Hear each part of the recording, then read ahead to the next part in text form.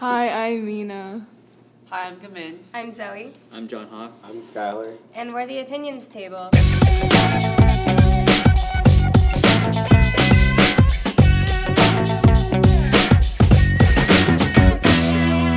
So yesterday was the debate, the presidential debate, and we have some opinions on that.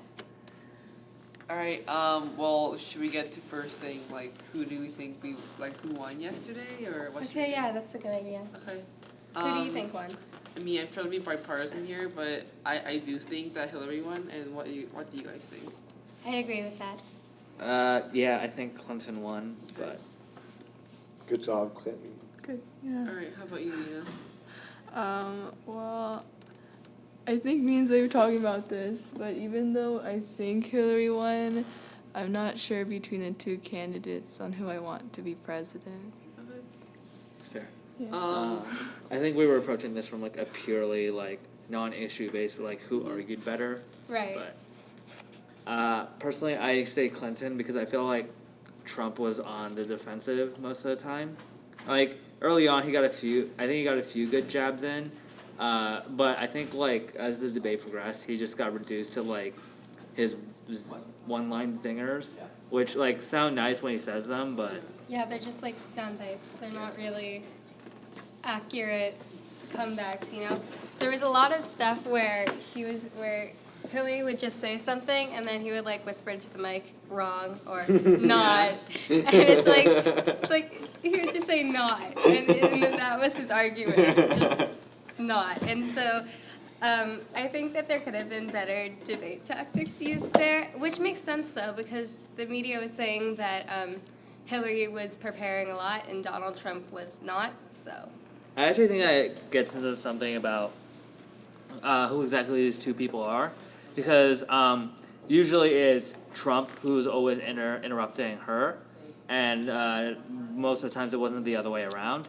And I don't want to make the implication that has towards sexism, but I will say that I think it's a good demonstration of exactly who these people are. Trump is someone who leads with his mouth, and Hillary is someone who leads with her ears. Well, I thought that Hillary definitely, there was a really big distinction between Trump and Hillary, the way they talk to the people. Trump definitely, he managed to say stuff that was, I guess, he portrayed what Hillary and Obama thought he did wrong, while Hillary basically laid out her proposals to the people if she became president. And I think that shows the type of president they will become if they will become one in November. So yeah, I thought we definitely showed that debate showed the difference between if Trump or Hillary became president, who we would really expect the leader to be for a country in the next 4 years. Yeah, and I thought that for the number of times Trump was interrupting Hillary, he didn't have much to say other than just the opposite of what Hillary was saying. And it was very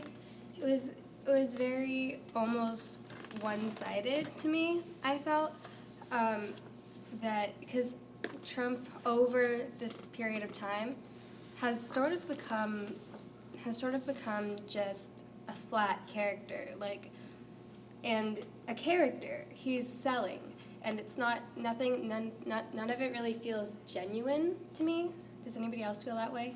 Well, hi, I'm Riley. Well, I think you guys are forgetting something really important here, and that's the fact is you have to look at who's Trump's constituents are. Who's going to vote for Trump?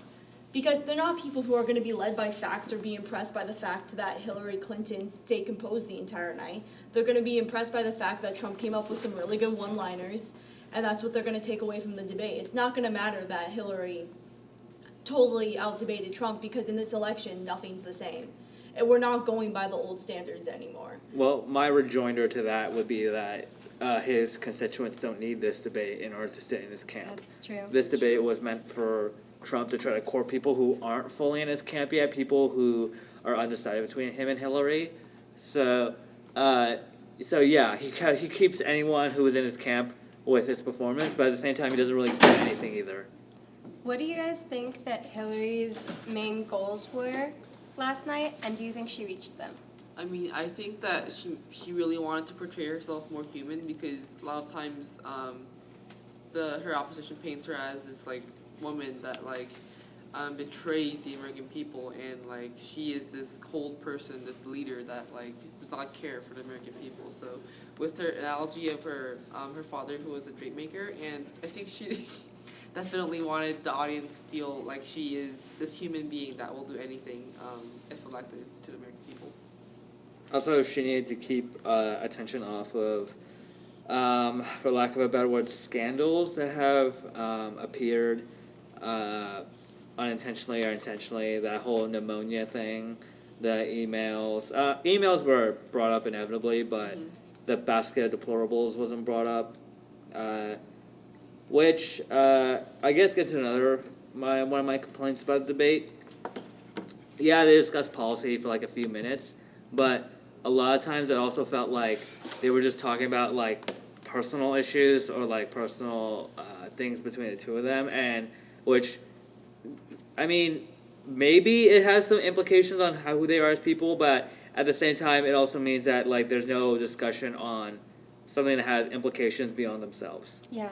All in all, this election's been weird. It's been so different, like Riley said. You can't compare it to any other election that we've had. So, as young people, it's interesting to watch that all play out in such a new and, for lack of a better word, fascinating way.